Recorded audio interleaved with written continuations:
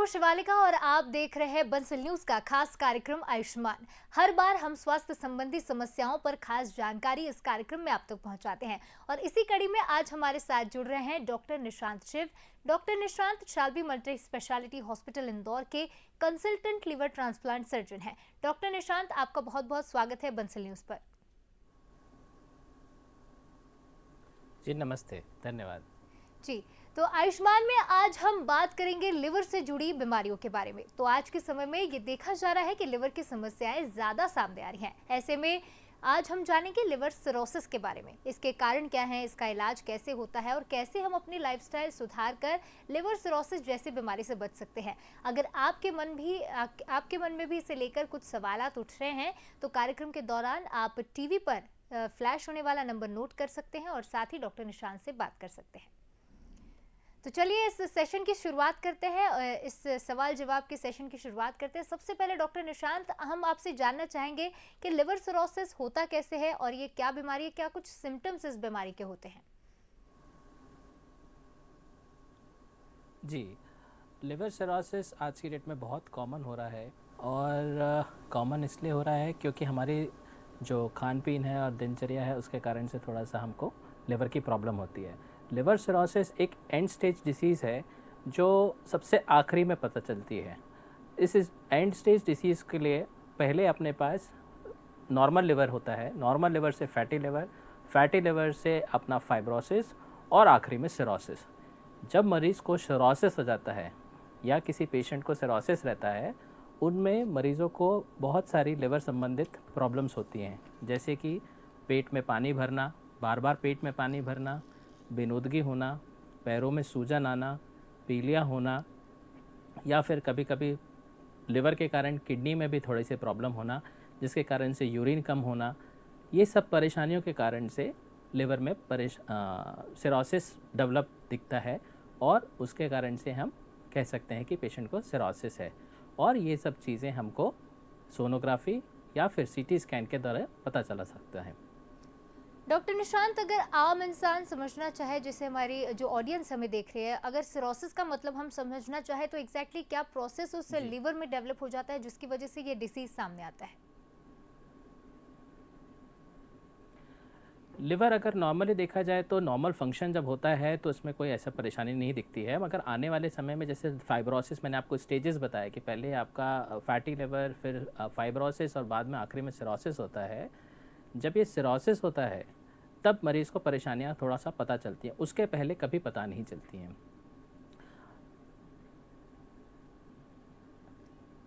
जी आप डॉक्टर, एक हम बार क्वेश्चन जानना रिपीट करेंगे चाहेंगे मैडम कि प्लीज़? जी, तो निशांत जी, ट्रांसप्लांट की क्या इस बीमारी के इलाज में ज़रूरत होती है? क्योंकि अक्सर देखा जाता है कि लिवर ट्रांसप्लांट को ही लास्ट स्टेज और लास्ट इलाज इस बीमारी का माना जाता है, तो इस बारे में आप क्या कहना चाहेंगे?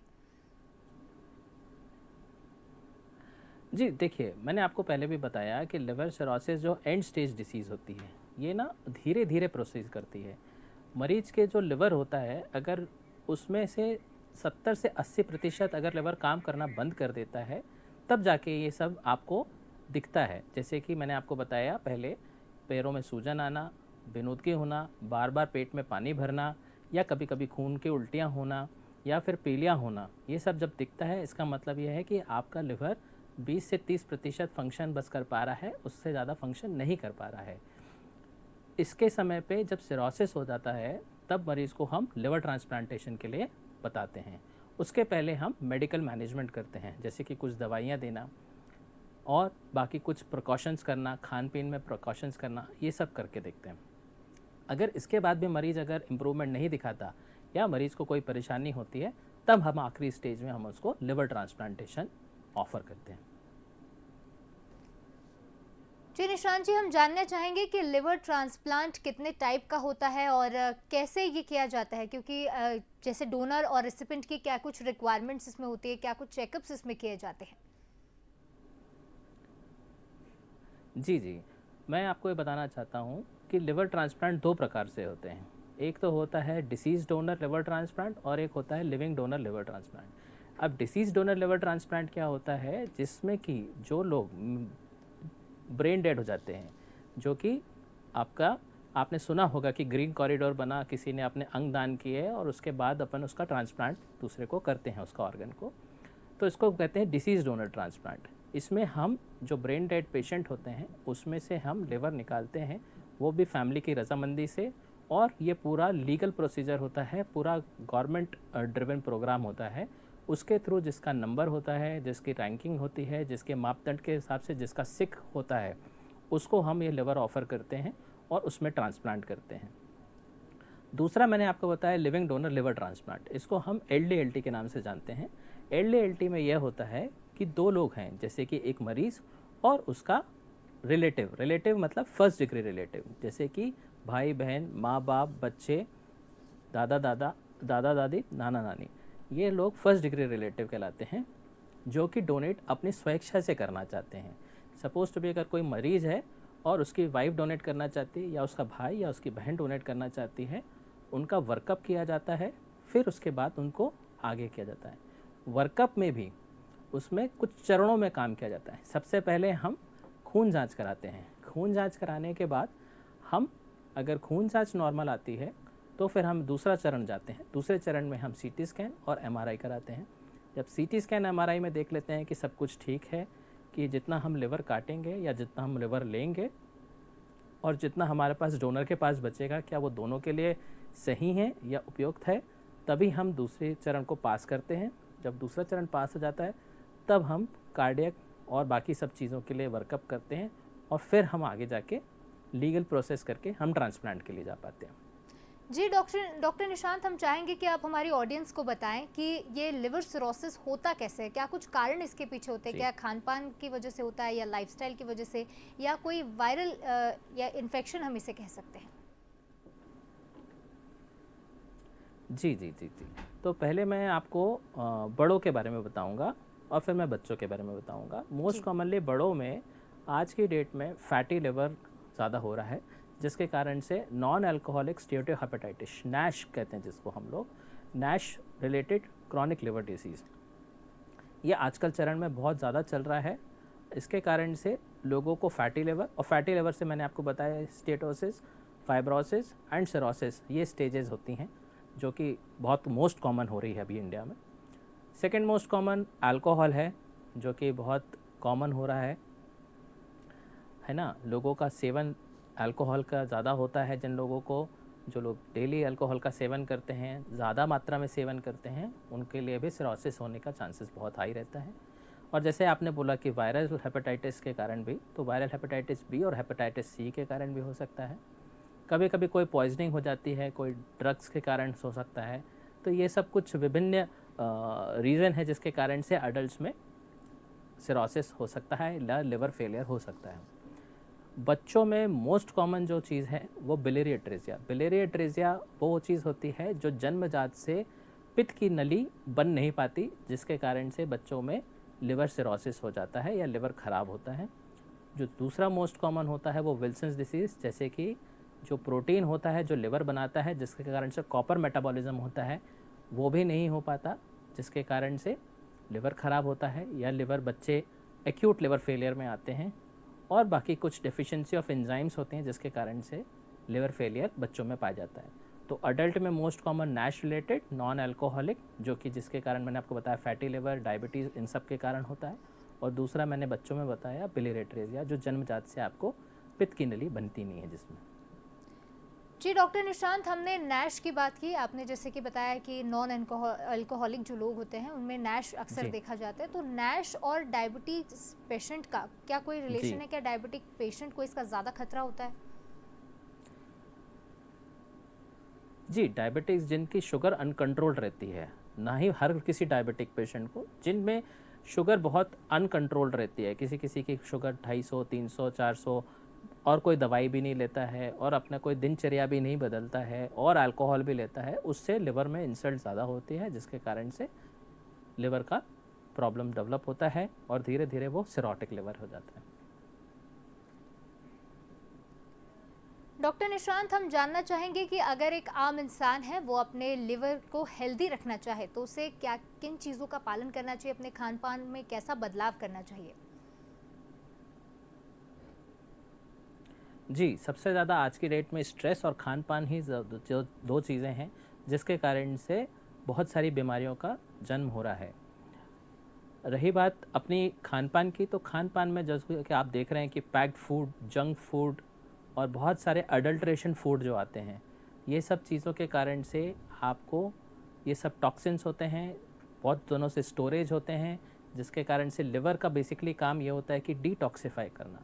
जब लिवर के ऊपर लोड बढ़ता है या लिवर के ऊपर ये सब चीज़ें बढ़ती हैं, तो डिटॉक्सिफ़िकेशन धीरे-धीरे कम कर पाता है, लिवर की क्षमताएँ कम हो जाती हैं, जिसके कारण से लिवर डैमेज होता है और उसके कारण से सिरोसिस या लिवर फेलियर में जा सकते हैं।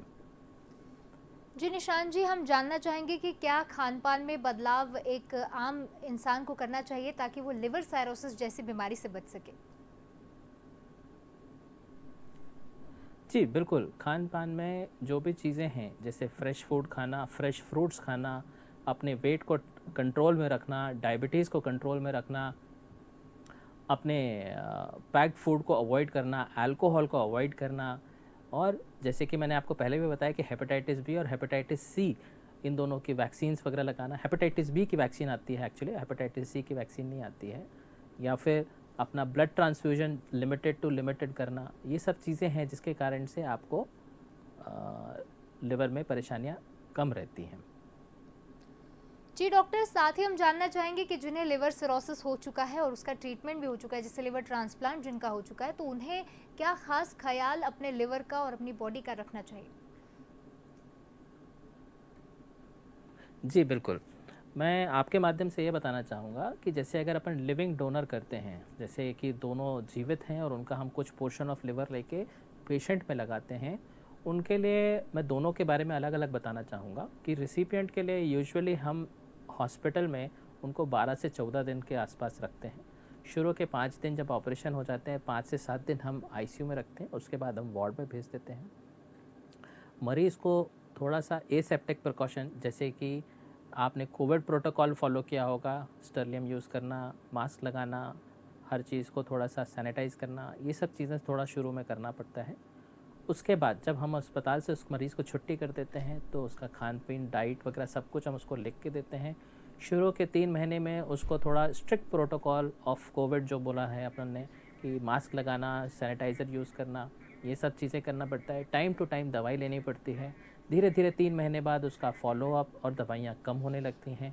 लगभग मान के चलिए कि 7 से 8 महीने बाद उसकी लगभग 2 या 3 दवाई बचती हैं और साल भर के बाद वो बिल्कुल सब कुछ एक दवाई लेनी पड़ती है और सब कुछ नॉर्मल हो जाता है। कोई भी सच परेशानी नहीं रहती। मगर शुरू के 3 महीने में थोड़ा-सा अपन को फ़ॉलो-अप वगैरह रखना पड़ता है, थोड़ा फ्रीक्वेंट फ़ॉलो-अप और दवाई गोली ज़्यादा लेनी पड़ती है, जो कि आने वाले समय में 3 महीने बाद वो भी बहुत कम हो जाती हैं, 1 या 2 दवाई बचती है। डॉक्टर दूसरी निशांत, मैं चीज़, चाहूंगी कि आप हमारे जो दर्शकों को डोनर है, बताएं। जी जी जी, बोलिए आप। जी, मैं डोनर के बारे में बताना चाह रहा जी था। तो डोनर के बारे में ये बताना चाह रहा था कि डोनर के लिए जैसे जो अंग दान करते हैं, उनमें डोनर के लिए जो जीवित वाले डोनर हैं, उनके लिए ज़्यादा कुछ ऐसा रहता नहीं है। उनको 2 दिन ऑपरेशन के बाद आईसीयू में रखा जाता है, 4 से 5 दिन वार्ड पे रखा जाता है, 7 से 10 दिन के अंदर डिस्चार्ज कर दिया जाता है वार्ड से। और मरीज़ को, मतलब मरीज़ नहीं कहना चाहिए, जो डोनर हैं हमारे, उन डोनर को हम शुरू के 10-15 दिन थोड़ा-सा नॉर्मल रूटीन करने के लिए बोलते हैं, सब कुछ नॉर्मल करें, अपना ऑफ़िस वर्क, अपना घर का काम सब कुछ कर सकते हैं। शुरू के 10-15 दिन हम उनको मना करते हैं कि कोई भारी वज़न ना उठाएँ और 3 महीने बाद सब कुछ वो काम कर सकते हैं। इवन वो फुटबॉल खेल सकते हैं, बॉडी बिल्डिंग कर सकते हैं। ऐसे कई डोनर हैं जो एथलीट हैं, स्पोर्ट्समैन हैं, जो उन्होंने अंग दान किए हैं, स्पेशली लिवर डोनेट किया है। दूसरी चीज़, जो फीमेल्स होती हैं, उनका मेजरली एक क्वेश्चन होता है कि क्या हम आगे जाके रिप्रोडक्शन कर सकते हैं? तो बिल्कुल हाँ कर सकते हैं। शुरू के 3 महीने ना करें, उसके बाद ज़रूर कर सकते हैं। जी डॉक्टर, हम जानना चाहेंगे कि एक हेल्दी लिवर का एक बॉडी में क्या इम्पोर्टेंस होता है, कि अगर हम देखें एक लिवर सिरोसिस के पेशेंट की बॉडी को और एक हेल्दी पेशेंट की बॉडी को, तो क्या मेजर अंतर आप पाते हैं? देखिए, आपने जो बोला कि अगर लिवर सिरोटिक पेशेंट को, तो लिवर सिरोटिक पेशेंट का यूजुअली पूरा बॉडी मास कम हो जाता है, पेट में पानी भरा रहता है, आपका मसल मास पूरा कम हो जाता है। जो पेशेंट रहेगा वो बिल्कुल लीन एंड थिन, थोड़ा सा चलेगा थकान महसूस होगी और हाफ चलेगी, सांस तेज़ चलेगी, उसका वज़न ज़रूर बढ़ा रहेगा 60 किलो 65 किलो, मगर ज़्यादातर वो पानी का रहता है। पैरों में सूजन रहेगी, किसी किसी को पीलिया रहता है, मगर वो हमेशा आपके पास आके यही कंप्लेन करेगा कि सर मैं 2 कदम चलता हूँ, 4 कदम चलता हूँ, मेरी सांस फूलने लगती है, मेरे को थकान महसूस होती है। तो ये मोस्ट कॉमन है जिसके कारण से आपको लिवर सिरोटिक पेशेंट्स को कंप्लेन बताते हैं। एक हेल्दी आदमी जो रहता है उसका मसल मास अच्छा रहता है, फिट रहता है, थोड़ा अपन जैसे बोलें कि आप चल सकते हैं, सीढ़ी चढ़ सकते हैं, तो वो सब कर लेते हैं। बाकी सिरोटिक पेशेंट का मोजरली यही कंप्लेन रहती है कि सर थकान होने लगती है, थोड़ा सा भी हम कुछ करते हैं तो हमें सांस चलने लगती है, या फिर हमारा वज़न बढ़ तो रहा है मगर पेट का पानी ज़्यादा है। और अगर आप कभी देखेंगे मरीज़ों को तो उनके मसल मास काफ़ी कम हो जाता है, जैसे कि शोल्डर में उनका प्रोमिनेंट शोल्डर हो जाता है, जिसको सार्कोपीनिया कहते हैं हमारी भाषा में। जी डॉक्टर निशांत, मैं जानना चाहूँगी कि एक जो हेल्दी डोनर होता है, जब वो अपना लिवर डोनेट करते हैं तो उसके बाद उनको रिकवर होने में कितना समय लग जाता है? जी, मैंने आपको बताया कि जैसे शुरू के 2 दिन हम उनको ऑपरेशन के बाद आईसीयू में रखते हैं और 5 से 7 दिन वार्ड में रख के डिस्चार्ज कर देते हैं, और उनको कोई भी आगे आने वाले समय में कोई दवाई गोली नहीं खानी पड़ती है। उनको 7-10 दिन में जब वो घर चले जाते हैं तो वो अपना नॉर्मल रूटीन काम कर सकते हैं, ऑफ़िस वर्क कर सकते हैं, अपनी दिनचर्या पूरी कर सकते हैं, वॉक कर सकते हैं, सब कुछ कर सकते हैं। शुरू के 3 महीने में जैसे मैंने आपको बताया कि 5 किलो वज़न तक के उठा सकते हैं, उसके बाद 3 महीने बाद आप पूरा भारी वज़न उठा सकते हैं, खेल कूद सकते हैं, जिम कर सकते हैं, जो चीज़ चाहें वो कर सकते हैं, उसमें कोई भी रिस्ट्रिक्शन नहीं होती। मैं आपके माध्यम से ये बताना चाहूँगा कि डोनर जो लोग होते हैं उनका सबसे मेजर कॉमन क्वेश्चंस होता है कि सर हम आगे आने वाले समय में कोई परेशानी तो नहीं होगी। तो मैं ये बताना चाहता हूँ कि लिवर का जो बहुत अच्छा भगवान ने बनाया है, कि भगवान ने ये बताया है कि जैसे हम लिवर रीग्रो करता है, रीजनरेट करता है, तो अगर जैसे आपके पास 30 से 40% लिवर भी बचा है तो वो रीग्रो करके 80 से 90% हो जाता है। तो लिवर रीजनरेट हो जाता है, जो कि आपका 2 महीने 3 महीने में पूरा कंप्लीट रीजनरेट हो जाता है। इसलिए हम आपको कह रहे हैं कि 3 महीने तक के आप कोई भारी वजन बस ना उठाएं, बाकी उसके बाद सब कुछ नॉर्मली कर सकते हैं। बिल्कुल, ये कहा जा सकता है कि शुरुआत के जो 3 महीने होते हैं वो पेशेंट्स के लिए काफ़ी अहम और क्रूशियल होते हैं। डॉक्टर निशांत, मैं जानना चाहूँगी कि शाल्बी हॉस्पिटल में लिवर ट्रांसप्लांट की क्या कुछ प्रक्रिया होती है? जी, लिवर ट्रांसप्लांट के लिए जो प्रक्रिया है, अगर जैसे मैं लिविंग डोनर की बात करूं तो उसमें सबसे पहले मैंने आपसे बताया कि आप मरीज़ की जांच और डोनर की दोनों की जांच कराते हैं। जब वो पहला चरण क्रॉस कर लेता है डोनर, तो दूसरे चरण पे जाते हैं। ऐसे चरण वाइज हम 3-4 चरण करते हैं, जिसमें ब्लड जांच, रेडियोलॉजिकल जांच और कार्डियोलॉजिकल और बाकी सब जांचें करके उसको ओके करते हैं। जब ये दोनों चीज़ें ओके हो जाती हैं और रिसिपेंट का भी वर्कअप होता है, जो कि कुछ खून जांच होता है, सीटी स्कैन होता है, ये दोनों अगर चीज़ें ओके होती हैं, अगर ये सब चीज़ें बिल्कुल भी कोई रिस्क नहीं होता और सर्जरी में, तो फिर हम उसको आगे बढ़ते हैं और उसकी लीगल फाइल बनवाते हैं। लीगल फाइल में कुछ कुछ चीज़ें के प्रमाण पत्र लगते हैं, कुछ डॉक्यूमेंट्स लगते हैं। वो फाइल बन के हायर अथॉरिटीज़ के पास जाती है, जो गवर्नमेंट अथॉरिटीज़ होती हैं। जब गवर्नमेंट अथॉरिटीज़ एनओसी देते हैं, तब जाके उन मरीज़ों का ऑपरेशन किया जा सकता है। उसके पहले हम ऑपरेशन नहीं कर सकते। लीगल एनओसी हमें लेना बहुत ज़रूरी होती है। जैसे कि आप जानते हैं कि एक एक्ट है, ऑर्गन एक्ट बना है 1994 में, जी। उसके तहत हमको इसको एनओसी लेना पड़ता है। जी, तो बेसिकली अगर किसी को अपना लिवर ट्रांसप्लांट करना है या डोनेट भी करना है तो उसके लिए एक लीगल प्रोसीजर उन्हें फॉलो करनी होती है। मैं चाहूँगी कि अंत में आप दर्शकों को एक संदेश दें। जी, जी। मैं ये बोलना चाहता हूँ हमारे दर्शकों को कि लिवर का आप हमेशा ख़्याल रखें।